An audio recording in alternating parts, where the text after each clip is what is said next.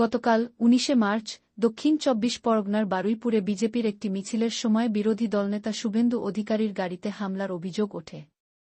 শুভেন্দু অধিকারীর অভিযোগ, তার গাড়িতে লাঠি দিয়ে আঘাত করা হয়েছিল, যা থেকে তিনি অল্পের জন্য রক্ষা পান। এই ঘটনার প্রতিবাদে আজ হুগলির চুঁচুড়ায় জিটি রোডে বিজেপি কর্মীরা অবরোধ করেন।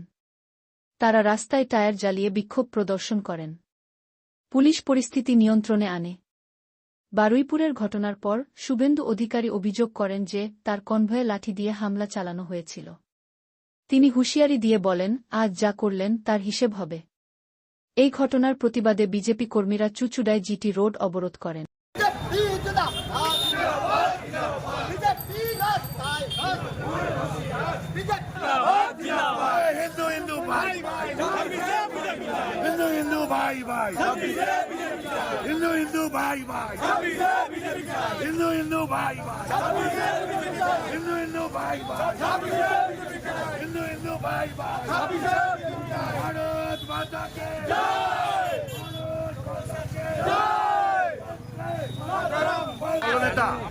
গতকাল বারুইপুরে বিরোধী দলনেতা আমাদের সকলের প্রিয়, তার উপর হামলা চালিয়েছে তৃণমূল। পুলিশের মদতেই হামলা হয়েছে।